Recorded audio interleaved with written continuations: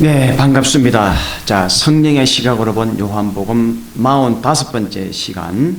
자, 예수님의 담화 9번째로 마리아의 나드 향유 옥합. 마리아의 나드 향유 옥합이라는 제목으로 요한복음 12장 1절에서 11절의 본문을 가지고 은혜를 나누고자 합니다. 자, 다 같이 기도하시겠습니다. 살아계신 하나님 아버지, 은혜와 사랑에 진심으로 감사를 드립니다.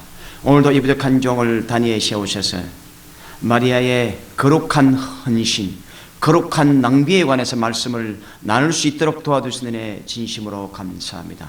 오늘도 이 말씀을 통하여서 마리아의 신앙을 깨닫고 우리의 신앙을 점검하는 이 시간 되게 도와 주시옵소서. 감사드리며 예수님의 이름으로 기도하옵나이다. 아멘. 자, 이제 세월이 흐르고 흘러서 이제 우리 예수님이 이제 십자가에 못 박혀 죽으시기 일주일 전까지 이제 접근해 있는데요. 이제 우리 예수님께서 이제 예루살렘에 이제 입성하기 바로 전에, 예루살렘 입성하기 바로 전에 그 토요일에 베다니, 제가 저번에 성기순례 가서 예루살렘에서 그 감람산 뒷부분에 그 조그마한 길이 보이는데 바로 요 밑으로 내려가면 바로 이 베다니가 있습니다 라고 제가 가이드한테 얘기를 들었었는데 바로 그곳에서 발생한 사건이에요. 자, 이 나드 향유 옥합 사건, 이 사건은 누가복음 7장에도 나오고 그 다음에 마태복음 26장에도 나오고 마가복음 14장에도 나와요. 하지만 이 학자들은 이 마태, 마가, 누가 이 사건과 오늘 요한복음의 이 사건은 서로 다른 사건으로 해석을 해요.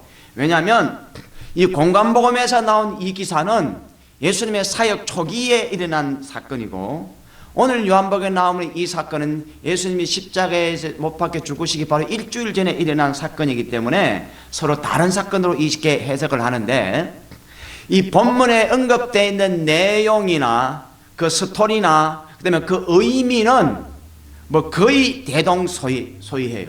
다시 말해서 이 사건이 우리한테 던지는 메시지는, 우리한테 주는 교훈은 공관복음의 것이나 지금 이 요한복음의 이 것이나 거의 대동소이하기 때문에 이것이 뭐 과거 것이다 현재 것이다 그것은 그다지 중요하지 않아요.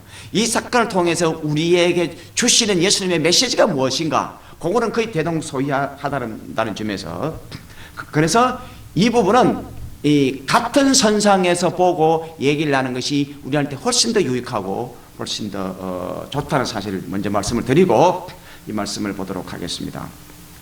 자, 과거든 현재이든 교회에 가보면 열심히 하시는 분들은 다 여자 성도님들이에요.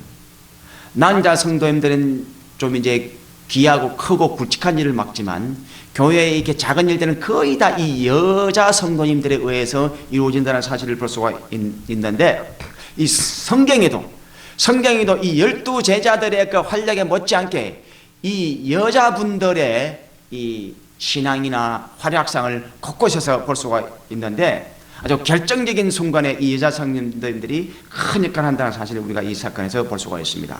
자, 그래서 오늘 이 나드 향유 옥합 사건에 관해서 우리 한번 살펴보겠습니다. 제일 첫째, 자, 이 나드 향유 한 건의 가치, 자, 이 한 건이라고 되어 있고 다른 데는 그냥 향유 옥합이라고 되어 있는데 오늘 이 본문에서는 나드란 말을 사용하고 있죠. 그래서 나드 향유 한 건의 가치에 관해서 살펴보도록 하겠습니다. 본래 이 향유가 이 두 종류가 있습니다. 하나는 그 기름으로 되어 있는 게 있고 하나는 가루로, 그러니까 가루로 되어 있는 게 있습니다. 그런데 이 향료의 이 용처는 보통 그 향효, 이 냄새를 좋게 만드는 그런 이 역할을 하고, 그 다음에 때로는 또 이렇게 상처를 치료할 때 의약품으로 쓰이기도 하고, 그 다음에 또 화장품으로 쓰이기도 하고, 결정적인 것은 오늘 본문하고 관계가 있는데 장례용품으로도 이 나드 향유가 쓰이고 있다는 거예요. 특히 이 나드, 이 요한복음에서는 구체적으로 나드라는 말까지 붙이고 있는데 이 나드 향유는 이스라엘에서는 나지 않는 거예요. 다시 말해서 이스라엘에서는 없는 거예요. 자, 그러다 보니까 이 나드는 이 동인도 지역에서 나는 특산품인데, 이것은 이스라엘에서 이것을 살려면 전량을 수입해야 돼요. 쉽게 얘기해서 수입품이에요. 우리가 이 뭐 퍼퓸 같은 거, 이렇게 이 향수 같은 거 살 때 우리가 이태리나 어떤 그 프랑스 제품을 우리가 좋아하잖아요. 근데 거기서 건너온 것들의 공통점은 비싸요. 아주 오리지널 정품은 아주 값이 비싸요. 마찬가지로 이것도 전량을 수입해서 쓰는 거기 때문에 쓰는 물건이고, 특히 이 중동 지방에서는 더운 지방이기 때문에 땀을 많이 흘리기 때문에 이 향수를 많이 쓰게 돼요.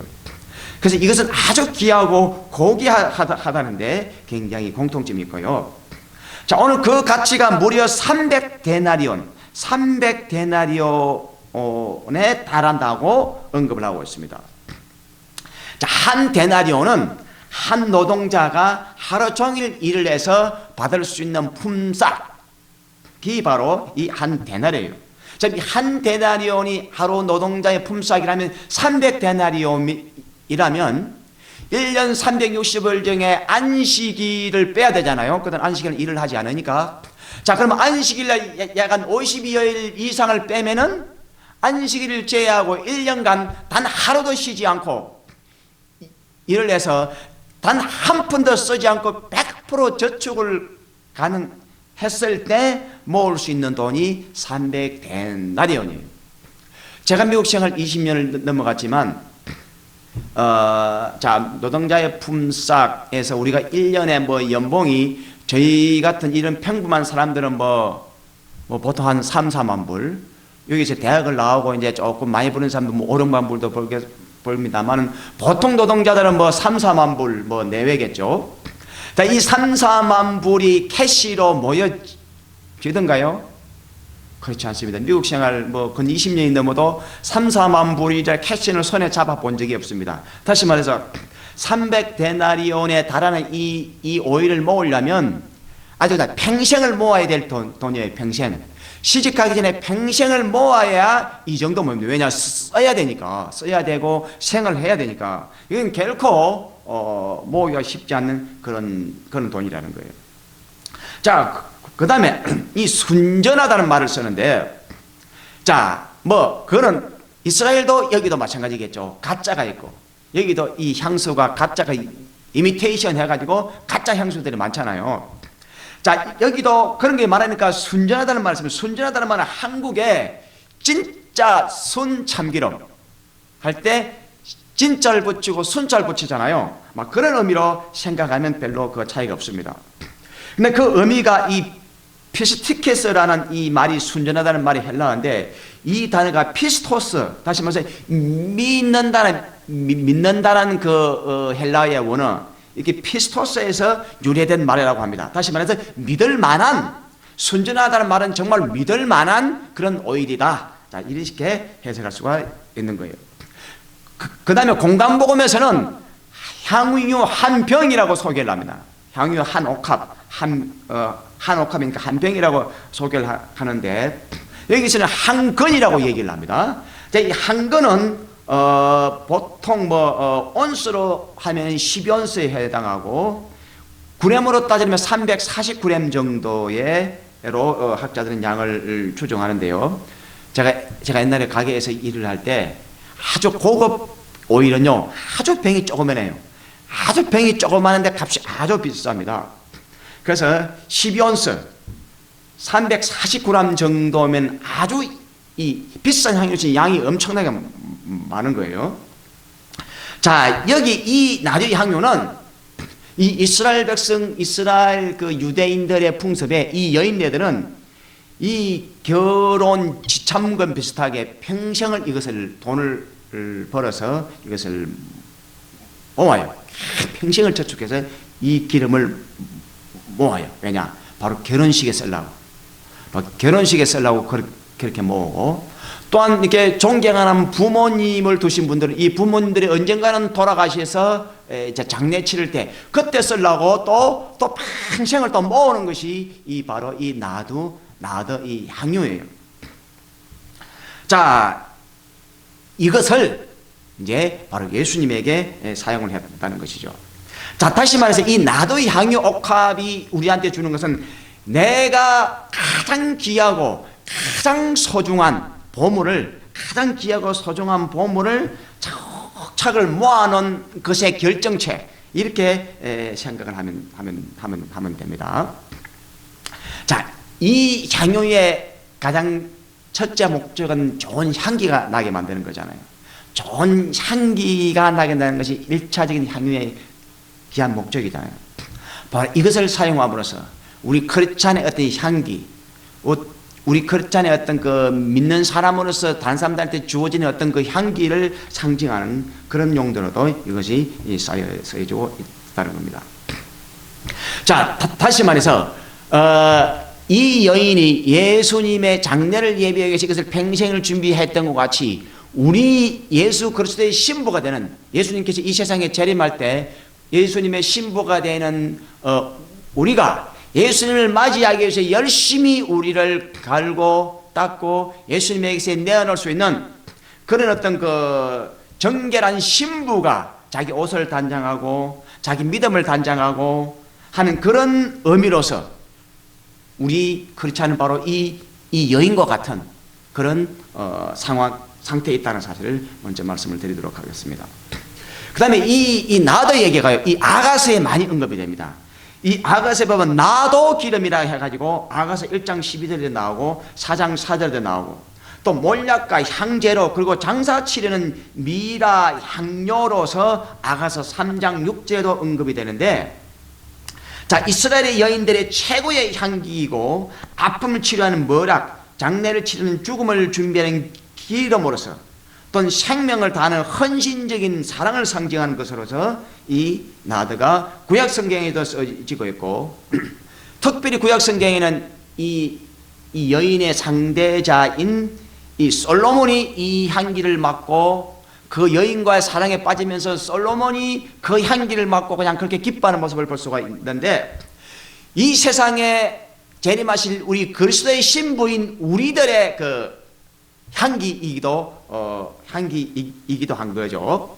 바로 하나님이 바로 우리들을 통해서 바로 이 나도의 향유 옥합의 향기를 맡듯이 우리 믿는 사람의 향기를 맡는다는 사실을 우리는 기억해야만 될 것이에요. 자, 이제 두 번째입니다. 자, 이제 두 번째, 나도의 향유를 발에 붓고 머리털로 씻었다는 말씀이 나옵니다. 자, 이 향유를 어디에 부었는가에 관해서 공관복음과 이 요한복음의 표현이 좀 차이가 나요. 그래서 마태, 마가는 이것을 머리에 부었다고 표현을 하고 있습니다. 이 머리에 부었다 이렇게 표현을 하고 있고, 그 다음에 또 마태복음에서는 또 이것을 몸에 부었다고 말씀을 하고 있습니다.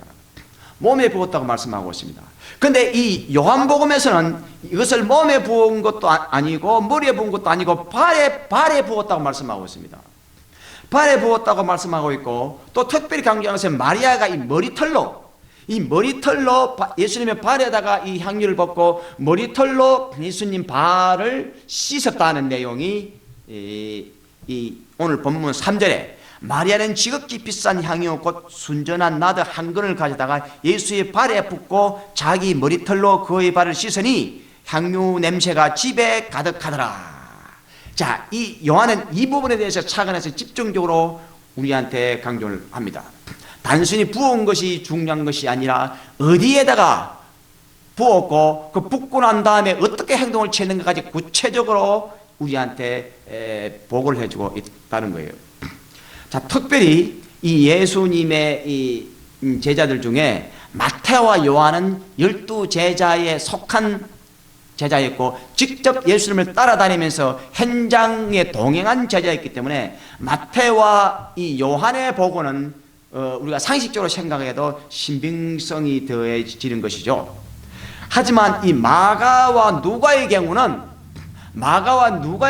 예수님의 12제자에 속하지는 않지만 사도 바울을 통해서 당시의 사람들을 통해서 정확한 근거에 의해서 기록을 했다는 겁니다. 특별히 마가복음은 사복음서 중에 제일 먼저 기록한 게 마가복음이기 때문에 후에 이 마가복음이 후에 이 마태, 누가, 요한이 기록될 때도 이 마가복음을 참고해서 기록했을 것이라고 후대 학자들은 참고하기 때문에 마가복음에 차지하는 최초의 복음서라는 점에서 굉장히 그 위치를 차지하고 있죠.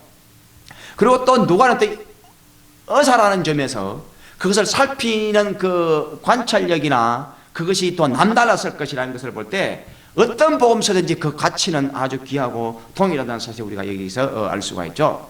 자, 분명한 사실은 이 내용들을 종합해 보건대 이게 머리에도 붓고 몸에도 붓고 발에도 부었다고 되어 있으니까 우리는 이렇게 예를 하시면 돼요. 온 몸으로 온 몸에다가 향유를 부으시고 발랐다, 이렇게 이해를 하시면 돼요.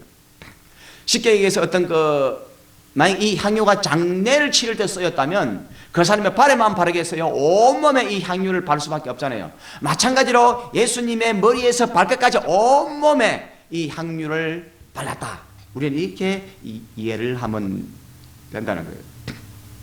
자, 결국에는 이 믿음과 사랑과 그의 그 헌신이 향기로 주어져서 예수님의 온몸을 씻고 준비시켰다는 점에서 이 마리아의 그 헌신의 가치가 있는 것이고, 이것은 또한 마리아가 할 수 있는 최선의 예수님에 대한 사랑의 표현이기 때문에 이걸 마리아에게 있어서 이 향유는 피와 같은 존재입니다.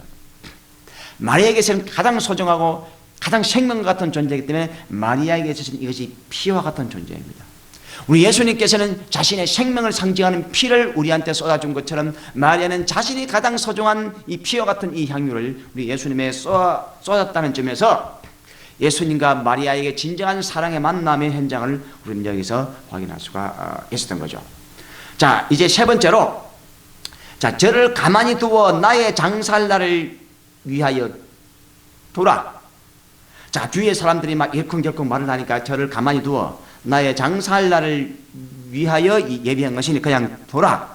자, 7절에 예수께서 가라사대 때 저를 가만히 두어 나의 장사할 날을 위하여 이를 두게 하라 라고 이렇게 말씀을 하셨는데요.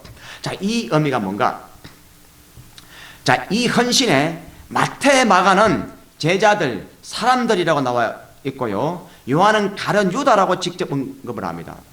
왜냐하면 이 거룩한, 이 그렇게 값비싼 걸 이게 막 낭비하니까 마태, 마가는 옆에 사람들이 또는 제자들이 이 사실을 두고 불평하기 시작했다라고 기록하고 있는데, 사도 요한은 그것이 가룟 유다라고 콕 집어서 얘기를 하면서 300데나리온이나 되는 가치인데 이것으로 가난한 자를 왜 도와주지 않고 이렇게 낭비를 하느냐, 자, 이렇게 얘기를 하게 되어지죠. 자, 그런데 이 사도 요한은 이것을 훨씬 이후에 기록했기 때문에 이 가룟 유다가 어떤 의도로 이 말을 했는지를 주석을 붙이고 있습니다. 자, 이 6절에 보니까 이렇게 말하면 가난한 자들을 생각함이 아니요 저는 도적이라 돈꾀를 받고 거기 넣는 것을 훔쳐 가밀어라. 결코 가난한 자를 위해서 한 말이 아니었다는 게 사도 요한의 진단이고 사도 요한의 시각이에요. 이것은 하나님이 사도 요한에게 준 영감이기 때문에 하나님이 이 가룟 유다의 그 진정한 마음을 간파한 내용이라는 거예요. 자, 여기서 우리가 이 사건과 직접적인 관련은 없지만 우리가 교회에서 이거 공동회의나 회의를 해보면 유단히 돈에 관해서 민감한 부분이 있어요. 유난히. 그래서 이 돈을 왜 그렇게 썼느냐? 우리 주위에 어렵고 힘든 가난한 이런 이웃들이 얼마나 많은데 왜 그렇게 쓸데없는 데다가 돈을 썼느냐라고 말하는 사람이 있습니다. 그런데요, 자세히 보면 진짜 그 사람이 가난한 사람을 위해서 저 말을 하는 것일까? 아니면 평소에 자기의 물질관, 자기의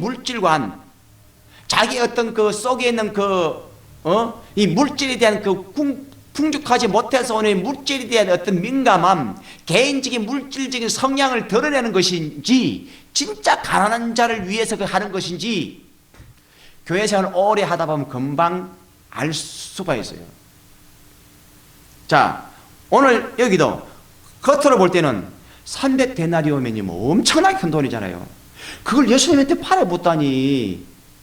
우리 그렇게 생각했을 때 우리 예수님도 이 귀한 것을 왜 내 팔에 부어 차라리 저 가난한 자에서 도와주는 게 낫지. 나는 괜찮아. 나는 어차피 일주일 뒤에 죽을 사람이고 이것을 가난한 자에 도와주는 것이 내 뜻이기도 하다 라고 또 생각할 수가 있어요.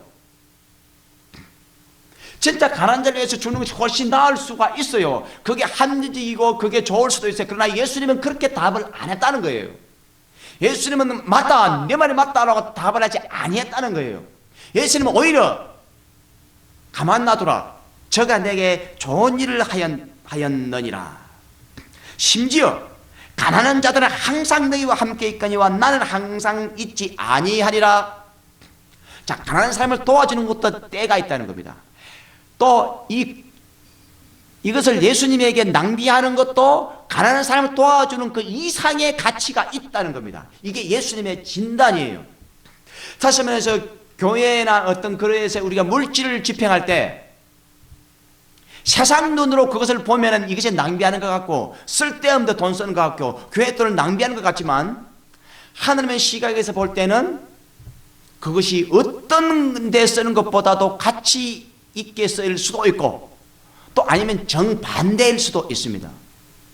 문제는 교회 돈을 정확하게 쓰려면 시기가 정확해야 되고 시기가 적합한 때에 이 돈을 써야 되고 지금 한국에도 뭐 추경 편성 때문에 막 지금 시끄럽습니다만은 적절한 시기에 돈도 써야 되고 적절한 가치에 돈도 써야 되고 그렇게 국가의 국민의 혈세를 그렇게 낭비할 수 있느냐 이런 시각도 얼마든지 나오죠.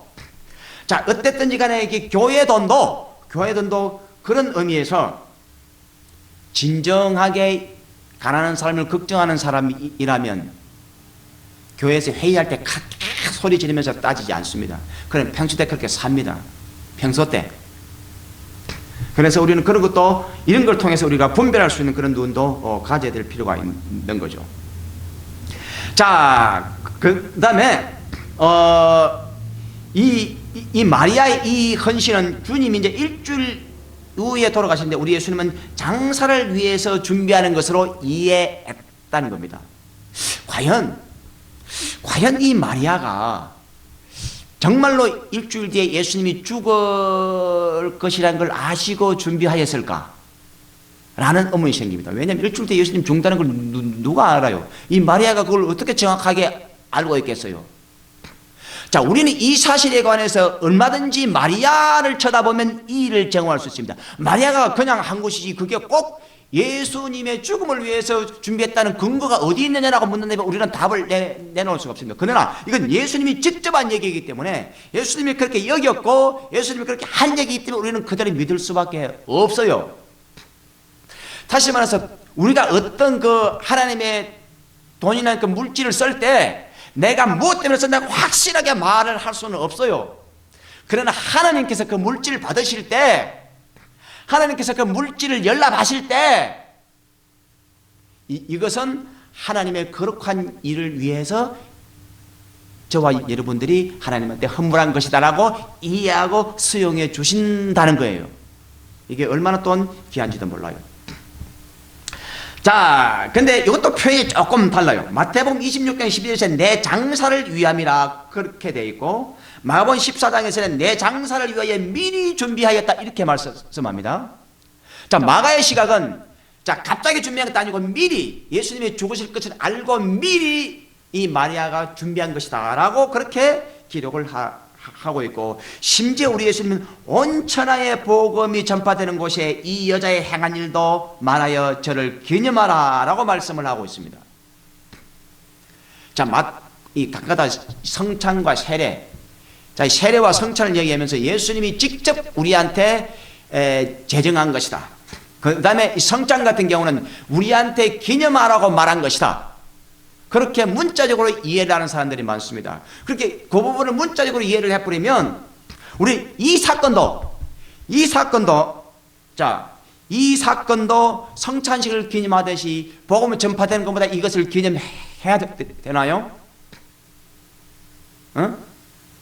이 문자 이해해갖고 복음을 전파되마다 이 여인의 한 일을 기념하라고 했으니까, 그러면 마치 성찬식 같이 막 복음을 전파되고 우리 그렇게 하고 있는 사람이 있어요? 아무도 없지 않아요.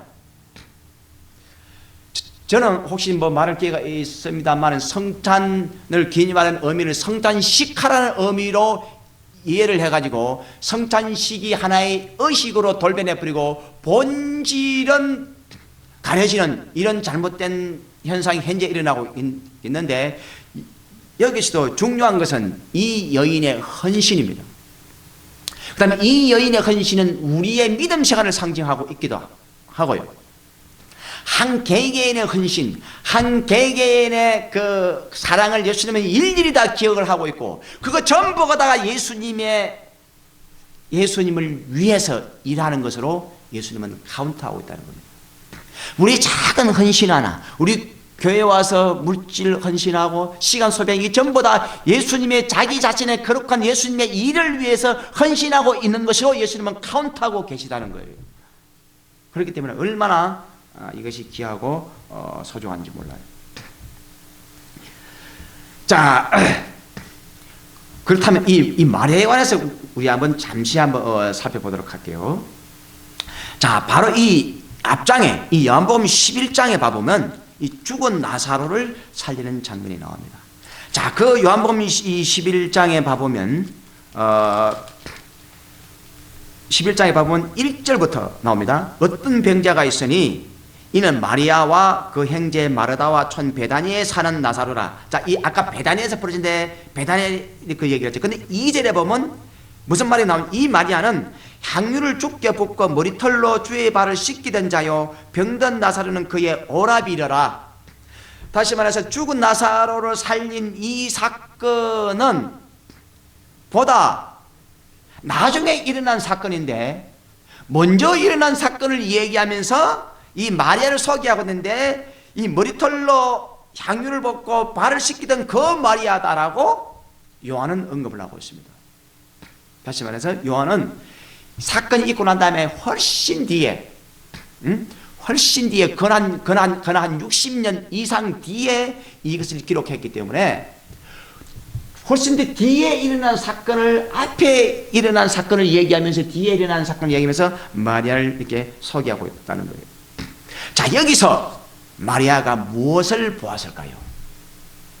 여기서 마리아는 처음에는 자기 오라비가 죽었는데 예수님이 오지 않은 것으로 해서 굉장히 서운해했습니다. 굉장히 서운해했고 굉장히 슬퍼 했었던 거죠.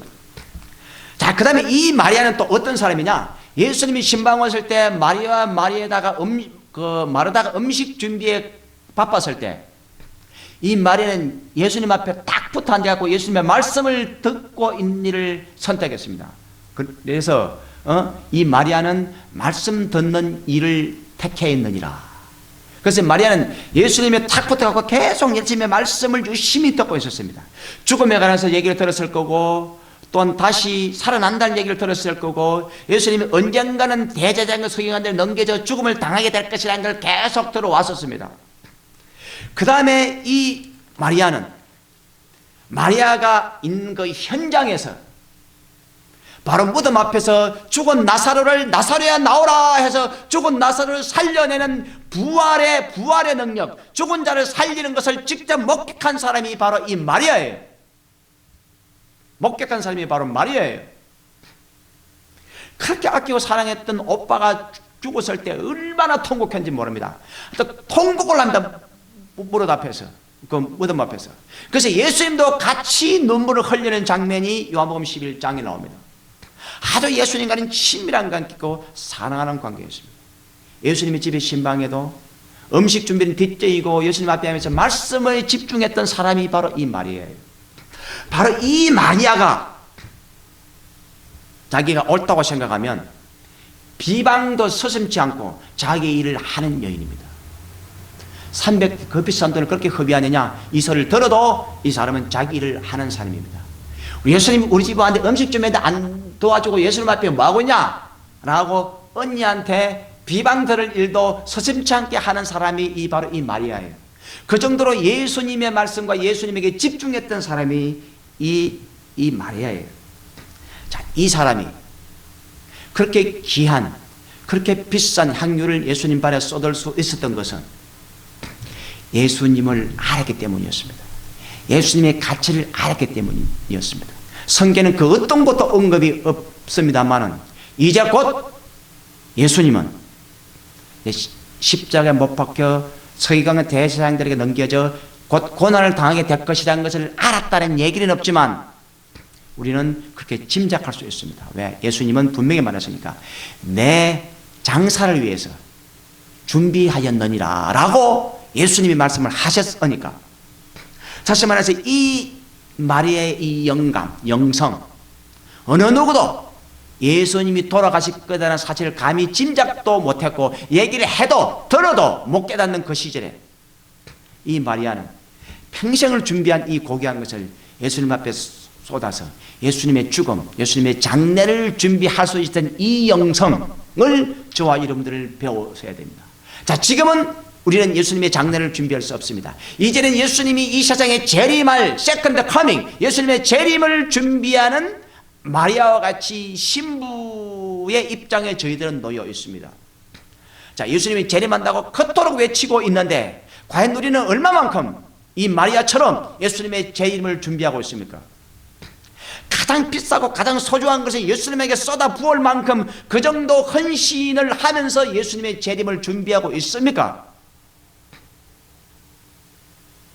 정말 우리 자신에게 우리는 돌아보아야 되고 질문을 해야 된다는 거예요.